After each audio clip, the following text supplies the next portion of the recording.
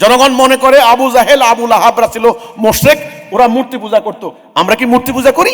জনগণের মাথার ভিতরে কিন্তু ওই যে পূর্ববর্তী অতি ব্যাখ্যাকারী পণ্ডিতরা ব্যাখ্যা করে এগুলো বুঝিয়েছেন, যারা মূর্তি পূজা করে এটা শিরিক, হিন্দুরা মুশরিক, আমরা না। আমরা কি মূর্তি পূজা করি? খেয়াল করেন, খেয়াল করেন। কিন্তু আল্লাহ কিন্তু এখানে এটা বলেননি। আল্লাহ বললেন যে আফাতুমিনুনা বিবাদিল কিতাবি ওয়া তাকফুরুনা বিবাদ, তোমরা আমার কিছু মানবা কিছু মানবা না, এই সিদ্ধান্ত নিয়েছো, এই যে শিরিক। যদি এটা করো খিজিউন ফিল হায়াতিদ দুনিয়া, দুনিয়ার জীবনে লাঞ্ছনা অপমান। মুসলমানদের এই লাঞ্ছনার বেসিক কারণ এই শিরিক করা। মুসলমান নামাজ পড়ে, আইন মানে ব্রিটিশের। মুসলমান রোজা রাখে, বিচার মানে ব্রিটিশের। মুসলমান হজ করে, সুদ খায় ইহুদির আইনে।